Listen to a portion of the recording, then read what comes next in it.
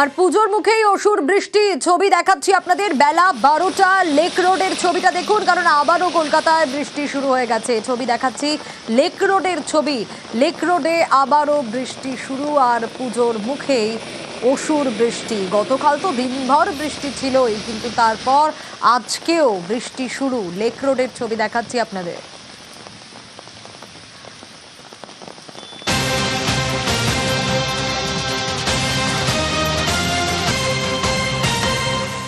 আবারও বৃষ্টির আশঙ্কা রয়েছে। আলিপুর আবহাওয়া দপ্তর কি বলছে, কেমন কাটবে পুজো?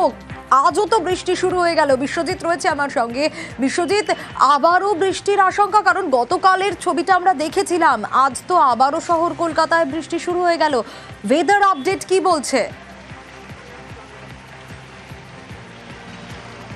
একদমই প্রাক পুজো নিয়ে যে কথা বললে, বৃষ্টিকে যেভাবে অসুরের সঙ্গে তুলনা করেছো, সেই পুজোর মধ্যেও দেবী দুর্গাকে আসলে মহিষাসুর নয়, এবার বৃষ্টি অসুরের সঙ্গেই লড়তে হবে। আর জনগণ তাদের নাজেহাল অবস্থা জারি থাকবে, কারণ বৃষ্টি পিছু ছাড়বে না পুজোতে।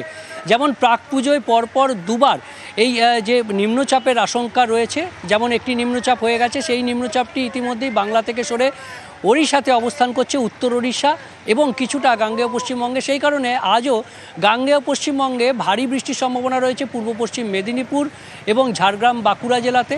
তেমনি দক্ষিণ চব্বিশ পরগনা কলকাতায় কিছুক্ষণ আগেই বৃষ্টি হয়েছে। এই রকমই বজ্রবিদ্যুৎ সহ দু এক পশলা বৃষ্টি, হালকা কখনো মাঝারি কখনো পাসিং শাওয়ার রেইন হবে। দক্ষিণবঙ্গের মূলত উপকূল সংলগ্ন জেলাগুলিতে বেশি হবে। বাকি দক্ষিণবঙ্গের সব জেলাতেই বিক্ষিপ্তভাবে বৃষ্টি চলবে আগামী 48-72 ঘন্টা।